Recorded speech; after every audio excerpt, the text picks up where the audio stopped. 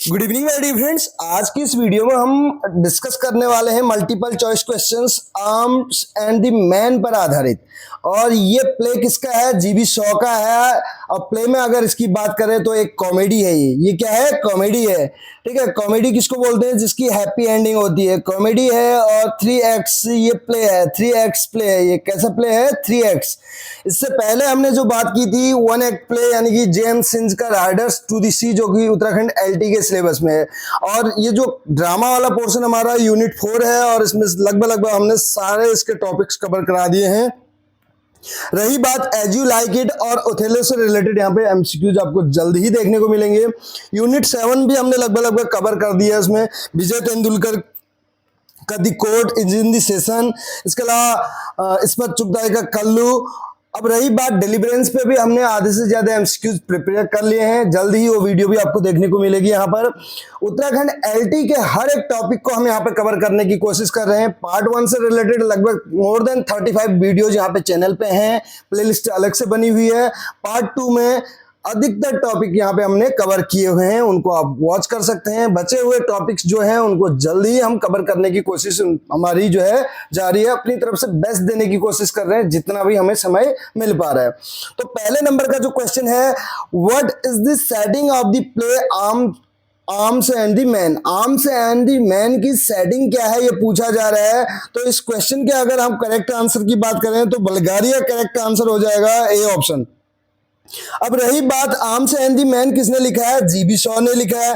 GB Shaw यानी कि George Bernard Shaw. GB Shaw का फुल नेम की अगर बात करें, जॉर्ज बर्नार्ड शॉ इनका पूरा नाम है। और इनके बारे में बात करें तो एक आयरिश प्लेराइट हैं, आयरिश प्लेराइट, क्रिटिक और बोल सकते हैं पॉलिटिकल एक्टिविस्ट। 19 नोबेल प्राइज की बात करें 1925 में नोबेल प्राइज मिला हुआ है। और 1938 में ऑस्कर, 1938 में क्या मिल रखा है? ऑस्कर मिल रखा है। ये पॉइंट्स भी आप नोट डाउन कर सकते हैं। इसके साथ साथ बात करें आर्म्स एंड द मैन की बात करें, उससे पहले हम जीबी शॉ के लाइफ स्पैन के बारे में बात कर लें। इनका जन्म हो रखा है 26 जुलाई 1856 को।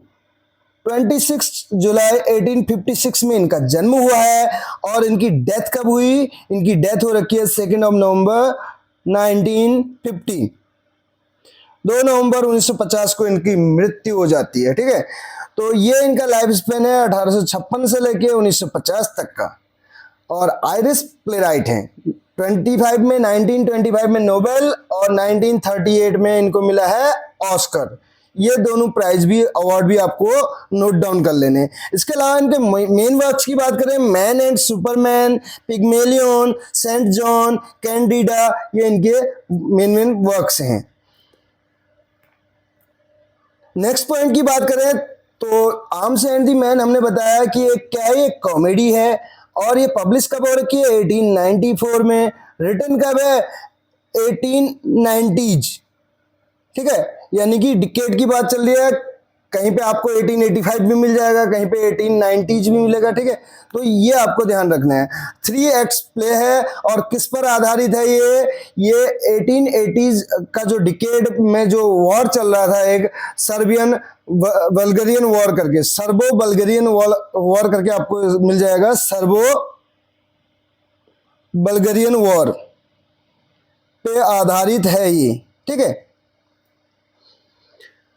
तो अब स्टार्ट कर रहे हैं हम क्वेश्चन आंसर्स।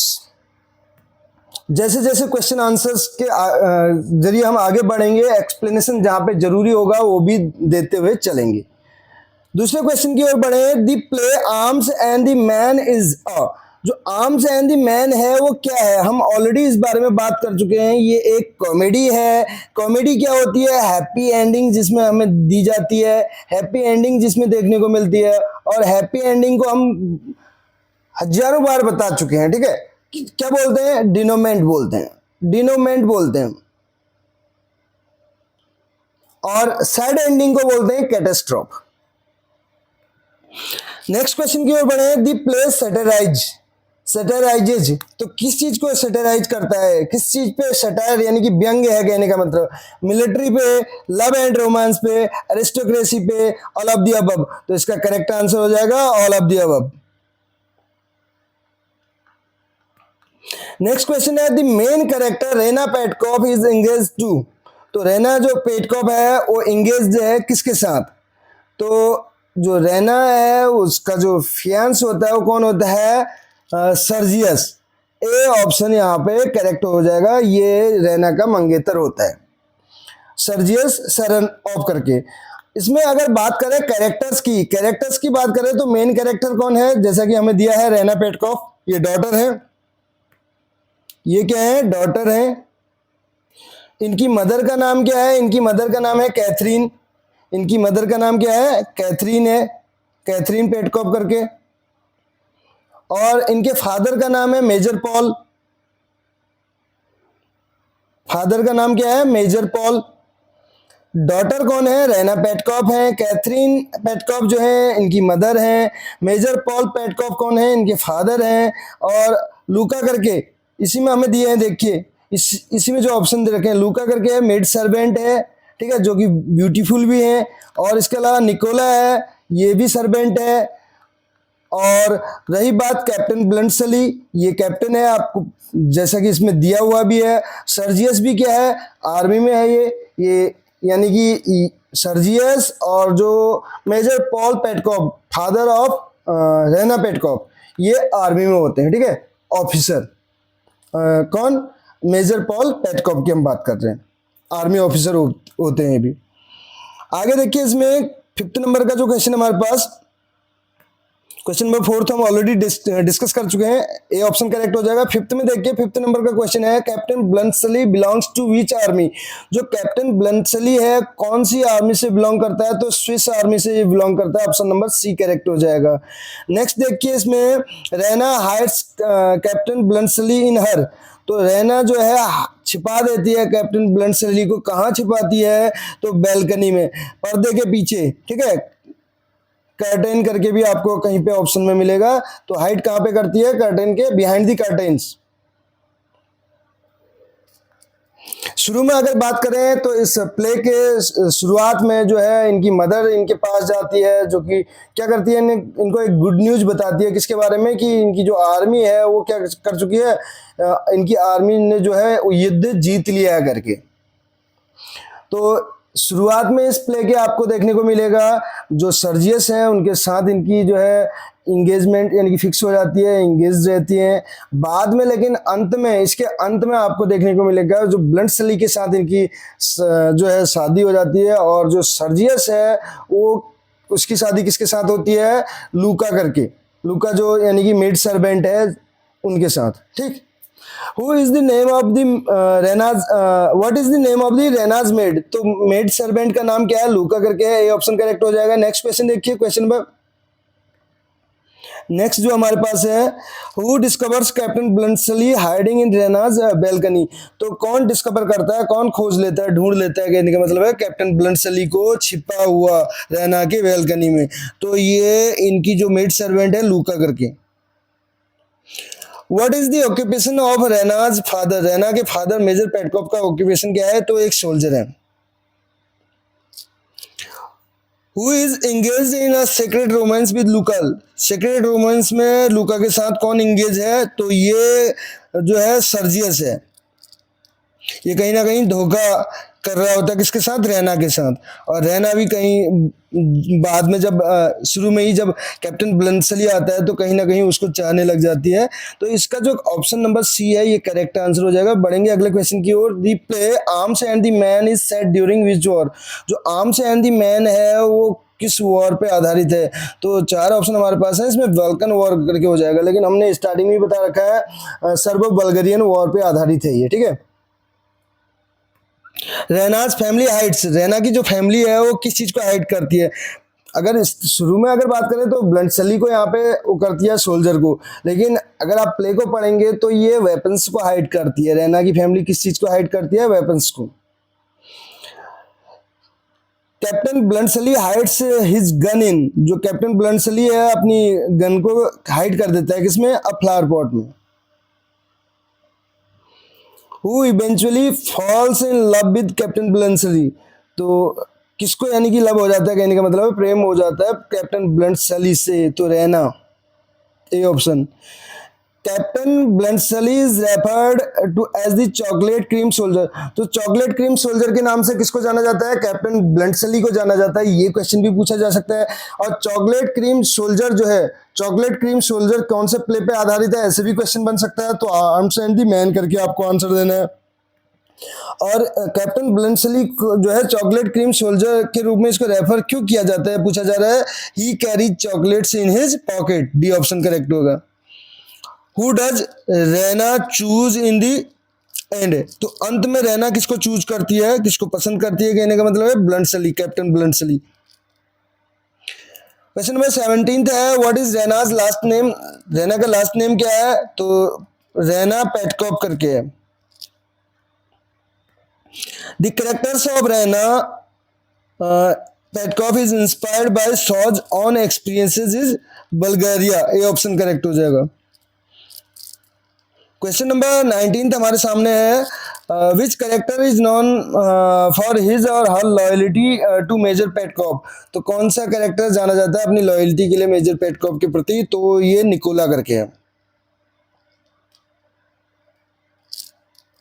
जो कि सर्वेंट होता है इनके घर में। क्वेश्चन नंबर 20 आपके सामने है, what is the relationship between Sergius and Raina at the end of the play? Sergius और रेना के बीच में क्या रिलेशनशिप रह जाता है इस प्ले के अंत में?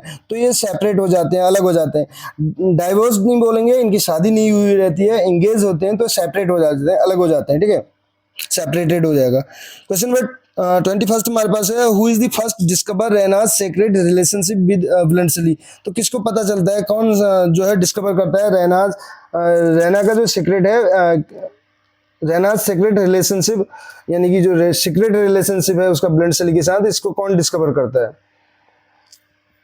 तो 4 ऑप्शन हमारे पास हैं इसमें। ये किसको पता चलता है? लूका को पता चलता है।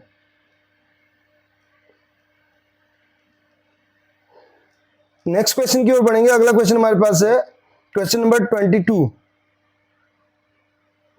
What does Raina do? Raina क्या करती है when she realises Sergius is not the hero she thought him to be? Sergius यानी कि हीरो नहीं है जैसा वो उसको मानती थी। तो what does Raina do? Raina क्या करती है जब उसको ये रियलाइज होता है?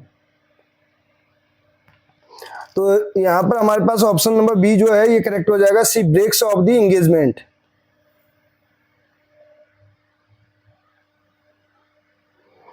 Who is the antagonist in Arms and the Man? Antagonist कौन है?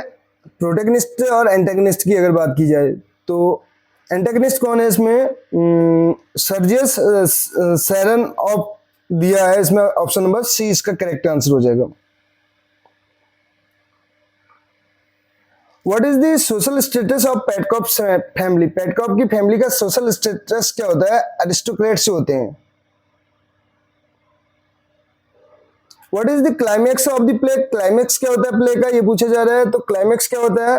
क्लाइमैक्स ये होता है कि major Petkoff discovers the truth about Raina and Bluntschli. तो ऑप्शन नंबर सी इसका करेक्ट हो जाएगा। Who delivers the line? ये लाइन कौन डिलीवर करता है? I want to be cavalry officer करके, सर्जियस सेरेनोप।